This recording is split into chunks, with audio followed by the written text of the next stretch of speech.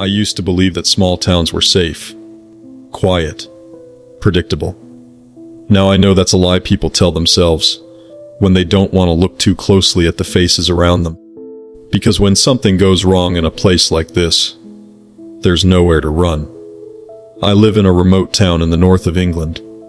The kind of place you don't pass through by accident. You come here on purpose, or you don't come at all. In the summer, hikers sometimes drift in from the countryside, boots muddy, voices loud, full of questions. By autumn, they're gone. By winter, the town folds inward like a clenched fist. And that winter it felt like the sun forgot us entirely. Some days never fully brightened. Just a dull, gray half light that made everything look tired. Even the buildings. Especially the people. That morning, I was standing behind the counter of my general store, staring out through the front window, wondering how much darker the day could get. I already knew the answer. It could always get darker. I'd run that store for 20 years. 20 long, uneventful years. The same shelves. The same bell over the door. The same customers, buying the same things, complaining about the same nonsense. For most of that time, I didn't mind.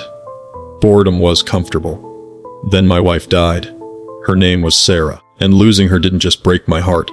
It hollowed me out. 2 years had passed, and I was still walking around like a man-shaped shadow. The store kept me busy. Not alive. Busy.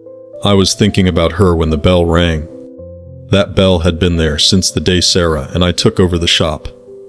It was old even then, but she refused to let me take it down. She said it sounded friendly. Now it just sounded lonely. Tom Garner stepped inside. Tom worked at the cafe down the road. Waited tables. Cleaned up. Left exactly at 3 in the winter when business dried up. His sister Maisie ran the place and kept him employed out of stubborn loyalty. No one else would have hired him. Tom used to be a drunk. Prison time. Bad choices. Worse luck. These days, he was sober, honest, and absolutely miserable. I saw it in his eyes the moment he walked in. That desperate, aching thirst. Not for water, for something stronger. His gaze drifted just for a second to the bottles behind me. I didn't wait for him to ask. "I can't sell you alcohol, Tom," I said gently. He swallowed.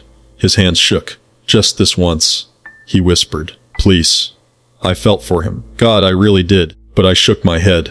No. For a moment, I thought he might explode, or collapse, or beg. Instead, the bell rang again. Jack Miller shuffled inside. No one knew how old Jack Miller really was. He'd been ancient when I arrived in town. Back then, he'd been a preacher. Fire and brimstone. Shouting about damnation from his stone chapel overlooking the village. The chapel was boarded up now. The congregation long dead. Jack was still here. He glowered at me. Then at Tom. Tom left without a word. Jack stepped up to the counter and growled, "I need poison." "For the rats?" I asked. He nodded. I fetched it from the locked back room.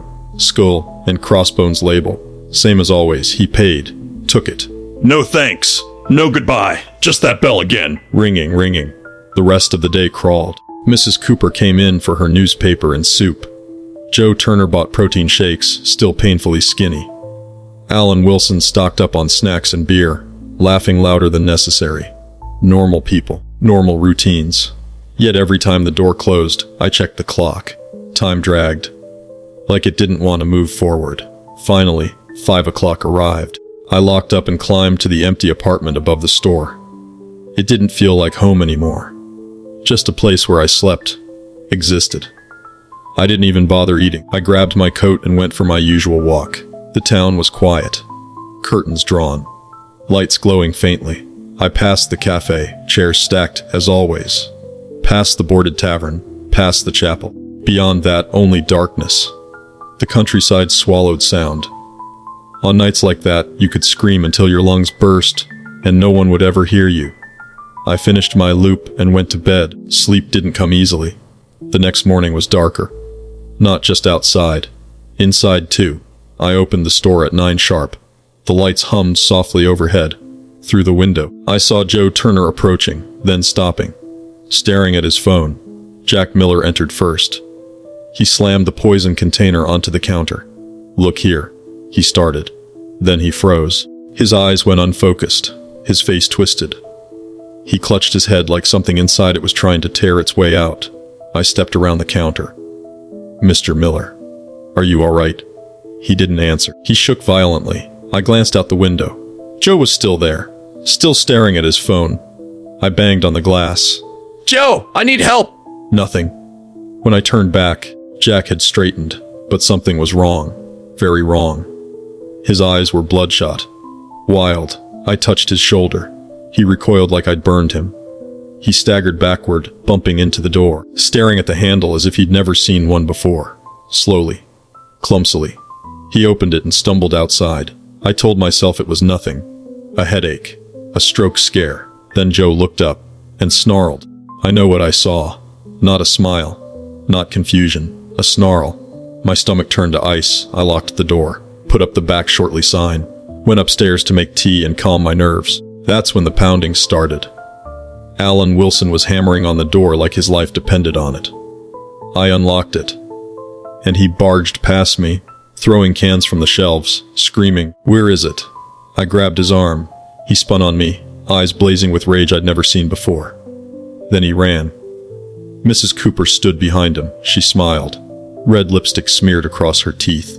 Too red. She stepped toward me. I told her to leave. She snarled. Foam bubbled at her lips. Then she collapsed, unconscious, convulsing. I ran for the phone. Nothing but static. Lights flickered. Power died. When she woke up, she begged for help. I helped her. She bit me. I ran outside. The town was emerging, snarling, chanting. "You're not one of us." They closed in. And then they screamed in pain. All of them. I ran back into the store and locked myself in the poison room. And that's where I waited, listening, breathing, praying. Because whatever had infected them, it hadn't touched me. Yet, I don't know how long I stayed locked in that room. Time stopped behaving normally the moment I turned the key. The storage room was barely bigger than a cupboard. Shelves lined the walls, stacked with chemicals, poisons, weed killers, and rat pellets. The air smelled sharp and metallic, like rust and death. I sat on the floor with my back against the door, my injured hand pressed to my chest, trying not to make a sound. Outside, the town was still alive. I could hear it breathing. Footsteps scraped across the floor of the store. Shelves toppled. Glass shattered. Somewhere close, someone snarled, low and animalistic. Another voice answered it, then another. The sounds overlapped until they blurred into a single, hateful noise. They were searching. Every instinct told me they'd find me any second. That the door would rattle. That fingers would claw underneath it. That teeth would tear through wood. But the door never moved. Minutes passed. Or hours. I had no way of knowing. My legs cramped. My back ached. The pain in my bitten hand pulsed, hot and angry. I was terrified that whatever had changed them might spread to me through the wound. I stared at my hand in the darkness. Nothing happened. No fever. No dizziness. No hunger. That terrified me more than anything else. Eventually, the sounds faded. Footsteps grew distant. Snarls softened into muffled echoes and then into nothing at all. Silence returned. Real silence. I stayed where I was long after that, afraid the quiet was a trick. My heart hammered so loudly I was sure they could hear it. Only when my mouth went painfully dry did I risk moving. I took a small sip of soda I'd grabbed in my panic. Then another. The silence held. At some point, exhaustion dragged me into a shallow, nightmare-filled sleep. I dreamed of Sarah standing behind the counter, smiling at me, her teeth red, her eyes bloodshot, her voice chanting, "You're not one of us." I woke with a gasp. The silence was different now. Heavier. I pressed my ear against the door. Nothing. No movement. No breathing.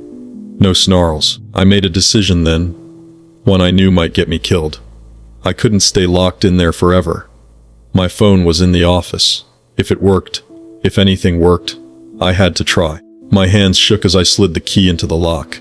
The click echoed in my head like a gunshot. I froze, waiting. Nothing answered. Slowly, painfully slowly, I opened the door. Gray daylight filtered into the wrecked back room. Boxes lay overturned. Shelves were smashed. But there was no one there.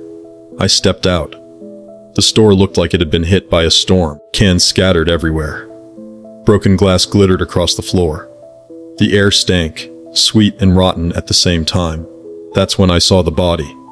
Someone lay on the floor near the counter, not moving. Flies buzzed in a thick, dark cloud above them. My legs refused to move at first. Fear locked me in place, but something pulled me forward. A horrible need to know. It was Alan Wilson. Blood had dried in dark trails down his face. From his eyes, his ears, his nose, his mouth. His skin looked gray, almost waxy. As I stared, a fly crawled out between his lips. He was dead. Relief washed over me so hard my knees nearly buckled. Alan wouldn't be attacking anyone ever again. But then the relief curdled. Because Alan wasn't alone. I stumbled to the front window and looked out. The street was littered with bodies, dozens of them. Men, women, old, young, people I'd known for decades. All lying twisted on the pavement, blood dried at their faces, flies swarming so thick they darkened the air. Tom Garner lay near the cafe, his mouth cracked open like he was still thirsty. Maisie was beside him, her eyes staring blankly at the sky. Joe Turner lay curled on his side, looking heartbreakingly small. Mrs. Cooper was on her back, lipstick smeared and crusted with blood. And near the chapel gates, Jack Miller. The old preacher lay among dozens of dead rats, his so-called flock scattered around him. For the first time, he looked peaceful. I staggered outside.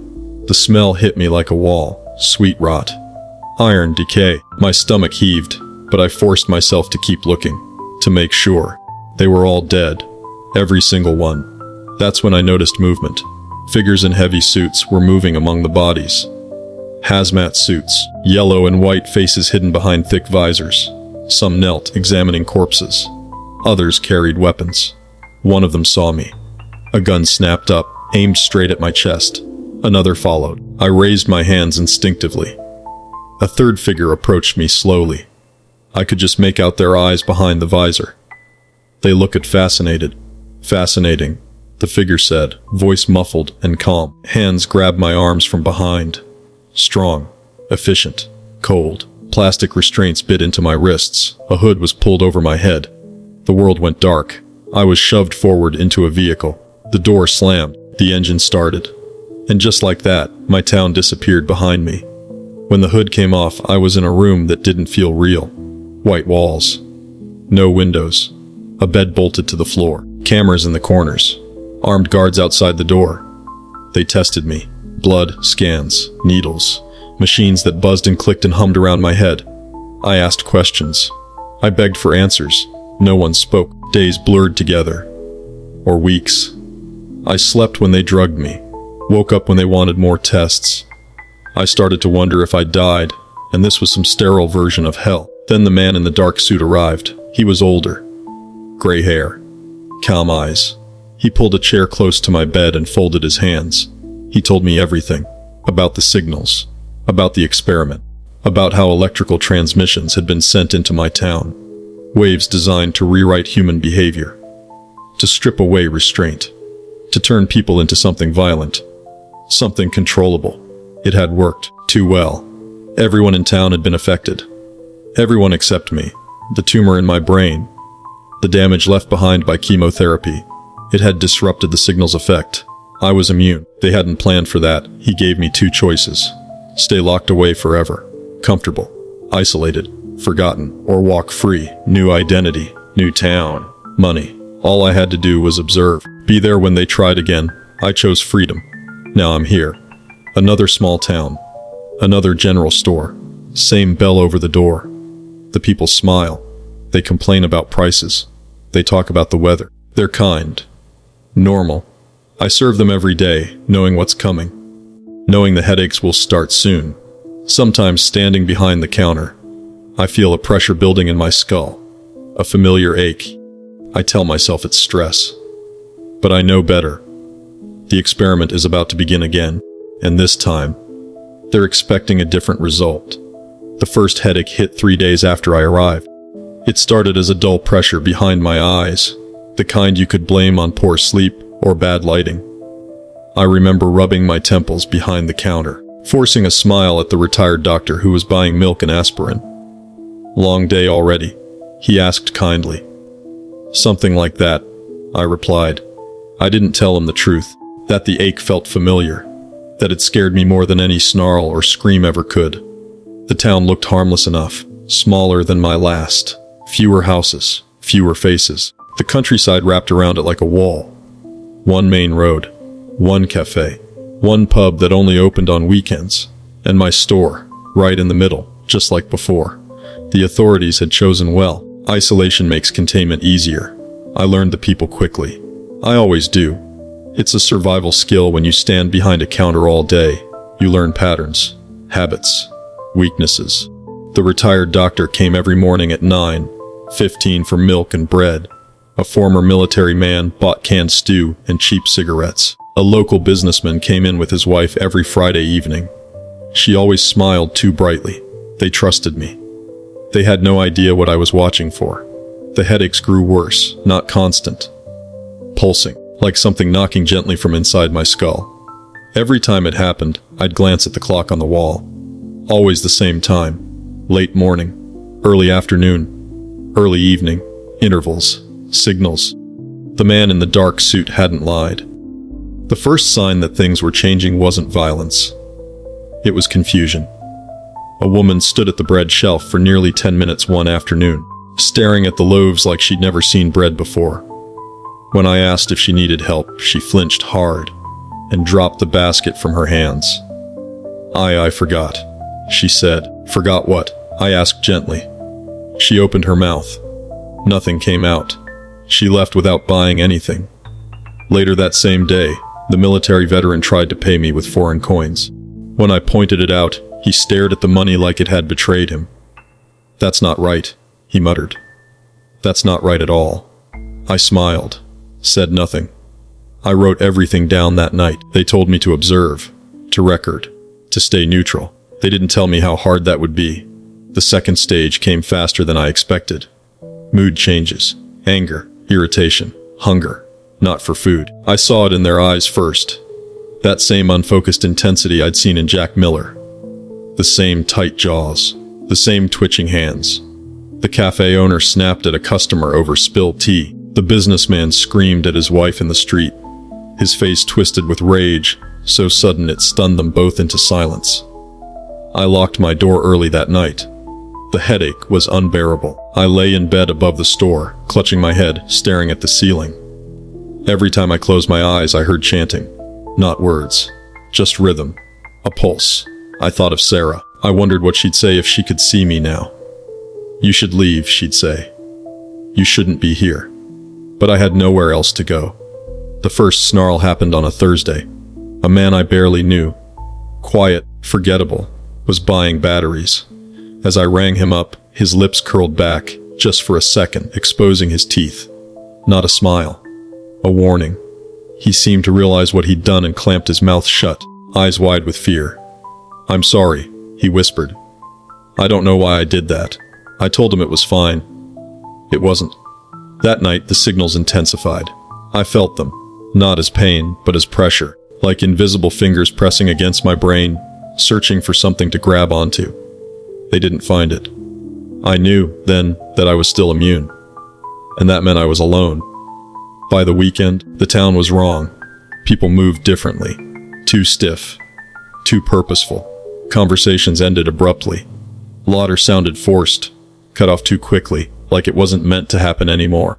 I saw the retired doctor standing in the middle of the road, staring at nothing. When I called his name, he didn't respond. Then his head snapped toward me. His eyes were bloodshot. I locked the store early again. That night, the power flickered. Once, twice. Then it went out completely. I stood in the dark behind the counter, listening to the hum of silence settle over the town. I knew what came next. I'd lived it already. The screams started after midnight. Not many, not loud, short, sharp, cut off too soon. I stayed where I was, heart pounding, hand wrapped around the baseball bat I'd hidden under the counter. I told myself not to move, not to look. Something slammed against the front door. Once, twice, then scraping. Fingernails against glass. A voice whispered my name. I didn't answer, I didn't breathe. Eventually the sounds moved on. Morning came slowly, gray, lifeless. I stepped outside. The street was empty, but wrong. Doors stood open. Windows were shattered. Dark stains marked the pavement blood. I felt sick. I knew what I was about to find. But I hadn't expected this. Bodies lay scattered along the road. Not everyone. Not yet. Some were still twitching, moaning, clutching their heads in agony. The signal was peaking. I saw the businessman tearing into something just out of view. Heard bones crack. Heard wet chewing sounds. I retreated into the store and locked myself in. Minutes passed. Then the pain wave hit. I felt it this time. Not in my head, but around me. A pressure in the air. The moans turned into screams. The screams into silence. I waited and waited. When I finally looked outside again, they were all down, dead or dying. Just like before. The vans arrived an hour later. Hazmat suits, weapons, efficiency. They didn't seem surprised. One of them looked at me through his visor and nodded, as if I'd done exactly what they expected. They took my notes, my recordings, my observations. The man in the dark suit spoke to me again. Different outcome, he said calmly. How? I asked. Faster, he replied. I felt something twist inside me. Am I free now? I asked. He smiled thinly. Not yet. That night, as I lay in my bed above the store, the headache returned. Sharper than ever. For the first time, it didn't fade. I pressed my fingers to my temples. Something was changing. And for the first time since all of this began, I was afraid it was happening to me. I didn't sleep that night. Every time I closed my eyes, the headache surged. No longer a dull pressure, but a sharp, drilling pain that made my vision blur. I lay on my back, staring at the ceiling above the store, counting my breaths, waiting for it to pass. It didn't. For the first time since the experiment began, I wondered if my immunity was finally failing. That thought terrified me more than the townsfolk ever had. Morning came without relief. The headache followed me downstairs like a shadow as I unlocked the store and flipped the sign to OPN. The bell chimed, bright and cheerful, completely unaware of the nightmare it announced. I looked at my reflection in the glass. Bloodshot eyes, pale skin, sweat on my brow. I looked like them. No, I whispered. The store was quiet at first. Too quiet. Then the customers came one by one, pretending, badly, that nothing had happened overnight. A woman with a shaking hand bought bread she didn't need. A man stood too close to the counter, breathing heavily, staring at my throat. A teenager dropped his coins and snarled when he bent to pick them up. The signal pulses hit again. I felt them ripple through the air, invisible but undeniable. Each one sent a spike of pain through my skull, followed by something worse, a whisper. Not words, intent, hunger. I clenched my fists and focused on Sarah's face, her laugh, her warmth. Anything human. It worked. Barely. By midday, the town was slipping. I watched a retired teacher scream at a child in the street, veins bulging in her neck. I saw two men fight over nothing, fists flying, teeth bared. No one intervened. They were no longer pretending. I locked the store early again. The déjà vu made my stomach churn. I climbed the stairs to my apartment, paced the floor, pressed my forehead against the cold window glass. Outside, people gathered, not talking, waiting. For what? For me? The headache flared, and for a horrifying second, I wanted to go to them. I wanted to open the door and step outside and join whatever waited out there. I screamed. The sound snapped me back, my own voice grounding me in reality. I staggered into the bathroom and splashed cold water on my face, gasping. No, I said aloud. Not me. Not again. But something had changed. The immunity wasn't gone. It was thinning. The power went out at dusk. Right on schedule. I grabbed my bat and went downstairs, heart pounding. The store lights died, plunging everything into half shadow. Outside, the street lights flickered and failed one by one. The town exhaled. The first scream split the night, then another, then laughter. I backed away from the windows as shadows moved outside. Shapes passed by the glass, too fast, too erratic. Hands slapped against the walls. Teeth scraped against metal shutters. You're not one of us, a voice hissed. I clamped my hands over my ears. The headache spiked so violently I dropped to my knees. And then, it stopped. The pain vanished like it had never existed. The silence that followed was worse. I looked up slowly. I felt clear. Too clear. My thoughts were sharp, focused, predatory. I hated it. I hated how good it felt. I understood then what the man in the dark suit hadn't told me. The signal wasn't just failing to affect me. It was learning, adapting. I don't remember deciding to move. I only remember realizing I was standing at the front door, my hand inches from the lock. Voices murmured outside, not snarls, invitations. My reflection stared back at me from the glass, eyes wide, pupils dilated. I laughed. The sound shocked me into stillness. I had laughed like them. No. I whispered again, but the word felt thin now. The lock turned. The door opened. Cold air rushed in, sharp and electric. They were waiting. Dozens of them. Faces twisted. Bodies tense. Eyes locked on me. For a moment no one moved. Then the pain wave hit. They screamed, collapsed, clutched their heads. I didn't. I stood there, untouched. Something inside me shifted. Understanding bloomed. I wasn't immune anymore. I was different. I was the only one standing. And they knew it. I ran. Not back into the store, away. Out of the town. The countryside swallowed me as screams echoed behind. I didn't stop running until my lungs burned and my legs threatened to give out. I collapsed in the mud, gasping, staring up at the black sky. I waited for the headache. It never came. They found me at dawn. Hazmat suits again. Guns again. But this time they hesitated. The man in the dark suit approached slowly, eyes sharp with interest. "Remarkable," he said. "You lied to me?" I spat. He smiled. "We didn't know." "What am I now?" I demanded. He didn't answer right away. "An improvement," he said finally. "They didn't shackle me this time. They studied me, test after test, scan after scan. Questions without answers.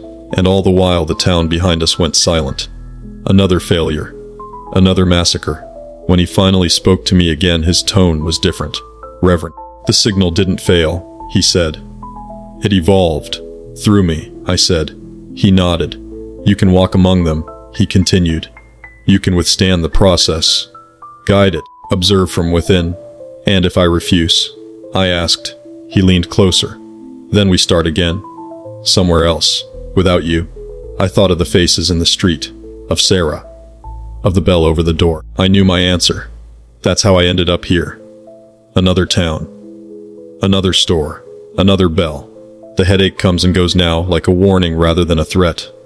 I can feel the signals when they pass. I can feel the town shift with them. Sometimes I feel something else.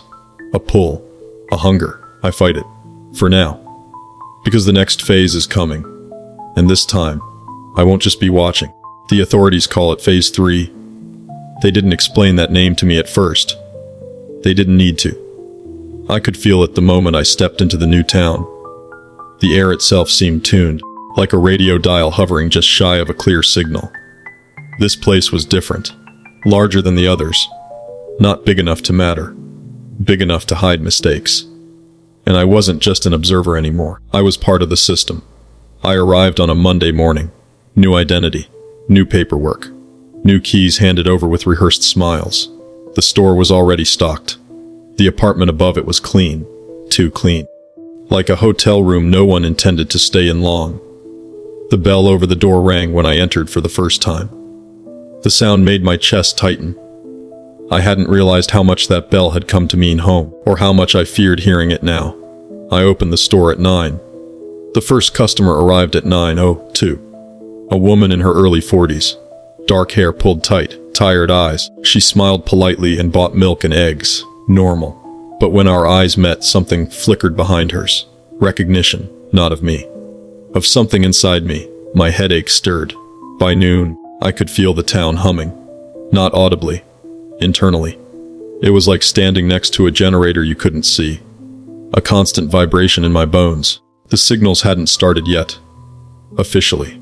But the infrastructure was already awake. I felt it in the people. They lingered longer than necessary. Asked pointless questions. Watched me when they thought I wasn't looking. And when the first pulse hit at exactly 12:17 p.m., I felt it before anyone else did. A soft pressure. A whisper brushing the inside of my skull. I watched reactions ripple outward. A man froze mid-sentence. A child dropped her sweet and started crying for no reason. A woman pressed her fingers to her temples and frowned. No snarls, no violence, yet Phase 3 was subtle, refined. That night, I didn't lock the store early. That was my role now, to stay visible, available.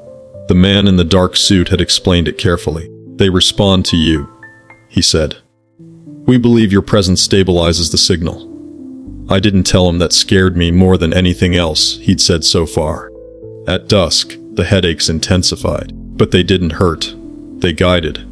I could sense emotional shifts in the town like weather changes. Irritation building, focus sharpening, empathy dulling. I stood behind the counter and breathed through it. People came in and out. No one attacked. No one screamed. From the outside, it must have looked like success. The first kill happened at 2:43 a.m. I know the exact time because I was awake, sitting on the edge of my bed, staring at the wall as the pressure peaked and then suddenly released. A release like a held breath. I felt it. Somewhere in town, something had gone very wrong. The authorities arrived before dawn. Quiet, efficient. They cordoned off a single house at the edge of town. Domestic incident, they told the locals. I watched from the store window as they carried out a body bag. Just one. Progress, that's what they called it. The next few days followed a pattern. Small surges, controlled aggression. Isolated incidents. A fight here, a breakdown there. No mass hysteria, no collapse. They were refining control. And I was the anchor. The headaches came predictably now. Short bursts, never overwhelming, always leaving behind a strange clarity. I began to notice changes in myself. I slept less, I ate less. Sounds were sharper, smells stronger. People's emotions easier to read. When someone walked into the store angry, I felt it before they spoke. When someone walked in afraid, I felt that too. It felt wrong. It also felt powerful. On the 6th day, a little boy came into the store alone. He couldn't have been more than 8. He stood by the sweets, staring up at them, unmoving. "You all right, mate?" I asked. He turned slowly. His eyes were glassy, unfocused. "Do you hear it?" he asked. My blood ran cold. "Hear what?" I asked carefully. He tilted his head. "The buzzing. It tells my dad when to shout." I stepped out from behind the counter. "Where's your dad?" I asked. The boy smiled. It was too wide. "At home," he said. "Waiting." I called it in. They handled it. They always do. But that night, I couldn't shake the feeling that Phase 3 wasn't about preventing violence. It was about directing it. The man in the dark suit visited me again on day 9. He stood in my store like a customer, hands folded, studying the shelves. "Impressive stability," he said. "At what cost?" I asked. He met my eyes. "That depends on you." The headache pulsed. Sharper this time. "You're changing me," I said. He didn't deny it. "You're adapting," he replied, just like the signal. I laughed bitterly. "That didn't end well last time." He leaned closer. "This time you're conscious." That was supposed to comfort me. It didn't. The town reached equilibrium on day 12. No more deaths, no more breakdowns. People were calmer, quieter, more compliant, too compliant. They smiled when spoken to, obeyed instructions, followed routines with eerie precision, and they watched me, not with hunger, with reverence. When I walked through town, conversation stopped, heads turned, people nodded. Some even whispered. I felt the pull again, the hunger, not for flesh, for influence. I could feel the signal flowing through me now, not around me. I could sense when it would spike. I could sense when it needed correction. That realization horrified me, because it also felt natural. The test came unexpectedly. A teenage girl ran into the store, sobbing, blood on her hands. "I didn't mean to," she cried. "It just told me to push him." Her boyfriend lay dead in the street outside. The town gathered. They waited. For me, the signal surged, begging for direction, for judgment. I felt it then, clearly, undeniably. If I let go, they would tear her apart. If I focused, I could stop it. I closed my eyes. I thought of Sarah. I thought of every town that had died before this one. And I pushed back. The headache exploded. The crowd screamed and collapsed. The girl lived. They recorded everything. They called it a breakthrough. That night, alone in the dark store, I realized the truth. I wasn't immune. I wasn't different. I was becoming the control variable, the human interface, and Phase 3 wasn't the end, it was the beginning. Because if I could stop them, I could also aim them. And the authorities knew it. I stood behind the counter, listening to the hum of the town sensing to my heartbeat, and wondered how long it would be before I stopped fighting the hunger altogether. They didn't call it control anymore. They called it guidance. The word showed up in the reports first, then in conversations, then in the way they looked at me, no longer like a liability, but like a resource that needed careful handling. I hated the word. Guidance implies consent. No one in that town had given any. The headaches changed again.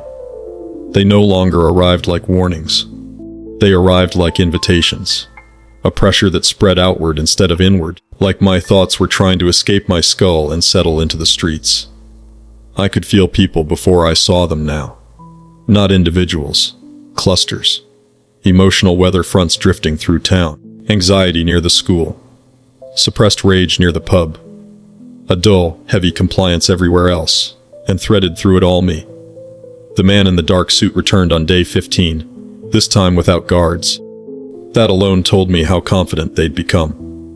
"You're stabilizing faster than projected," he said, standing beside the counter like a regular customer. "Your neural patterns are aligning." "With what?" I asked. He smiled faintly. "With the signal." My stomach tightened. "You said I was the variable," I said, "not the subject." He met my eyes. "Those categories overlap more than you think." They began giving me suggestions. Nothing explicit. Nothing written down. Just conversations. "What do you feel when aggression spikes? Can you tell the difference between fear-driven violence and impulse-driven violence? What happens if you focus on a single individual instead of the whole?" I didn't answer at first, but the town answered for me. One afternoon, a man came into the store shaking, eyes darting. He was on the edge, panic teetering into rage. I felt it instantly, like a sharp spike in my chest. Without thinking, I focused on him. Not words, not commands, just pressure. He blinked. His shoulders slumped. He exhaled and leaned against the counter. "Sorry," he muttered. "Rough day." When he left, my headache faded. I hadn't meant to do it. That was the worst part. The first intentional push happened 2 days later. A known domestic abuser. Documented history. Multiple incidents, quietly buried by authorities. He stood in the street shouting at his partner, fists clenched. The town watched. I felt the surge building, anger hungry for release. I could have calmed it. Instead, I nudged. Just a fraction. Just enough. He lashed out. She fought back. Neighbors intervened. He was beaten bloody before the authorities stepped in, alive, but broken. That night, the man in the dark suit brought me tea. "Effective correction?" he said calmly. I didn't drink it. Something fundamental broke in me after that. Not guilt. Rationalization. That was worse. I told myself it was justified. That I'd prevented something worse. That I was protecting the town. And the signal responded. The more I accepted that logic, the smoother everything felt. The headache softened. The resistance faded. I started sleeping again. I started smiling again. That scared me more than the pain ever had. By day 21, the town was peaceful. Crime dropped to nearly zero. Arguments ended quickly. People obeyed instructions with quiet enthusiasm. They were happier. At least they looked like it. They didn't ask questions anymore. They didn't complain. They deferred to me. Children stopped by the store just to look at me. Old men tipped their hats when I passed. Couples waited for my nod before crossing the street during surges. I wasn't just anchoring the signal. I was interpreting it. A priest without a god. The man in the dark suit finally said the words out loud on day 24. "Would like to expand the test." I laughed. "You mean spread it?" He didn't argue. "Cities," he continued, "eventually. But first, clusters, networks of towns. You would move between them." "No," I said immediately. The headache flared, not painfully, persuasively. "You wouldn't be alone," he said gently. "There would be redundancies, systems, support." "I've seen your support," I snapped. He studied me for a long moment. "Do you know why you're still alive?" he asked. I didn't answer. "Because you adapt," he said. "You don't cling to outdated ethics. You respond to reality as it is." The words slid into place too easily. I hated that part of myself. I hated that it made sense. That night, something went wrong. A surge misfired. I felt it like a jolt, sharp, uncontrolled. Somewhere in town, fear spiked beyond containment. The signal scrambled. I ran outside. People were screaming. Not attacking, panicking. A stampede formed near the main road. Someone fell. Then another. I pushed. Hard. Too hard. The panic stopped instantly. So did everything else. Dozens of people collapsed where they stood, unconscious. A few didn't get back up. The silence afterward was absolute. I stood in the street shaking, surrounded by bodies, and realized the truth I'd been avoiding. I wasn't guiding the signal. I was becoming it. They covered it up by morning. Gas leak. Structural collapse. Tragic accident. They always had a story. The man in the dark suit didn't scold me. He congratulated me. "Scale issues," he said. "Easily corrected." I stared at him. "How many is acceptable?" I asked quietly. He didn't hesitate. "As many as necessary." That was the moment I understood the final phase. Not phase 3. Phase 4. They didn't need mass hysteria anymore. They didn't need monsters. They needed compliance without resistance. And I was the prototype. The living transmitter. I went back to the store that evening, stood behind the counter, and listened to the bell ring as people came and went. Calm, obedient, empty. I felt the hunger rise again. Not violent. Purposeful. I wondered how long before I stopped questioning it. Because the scariest part wasn't that I could control them. It was that they felt better when I did.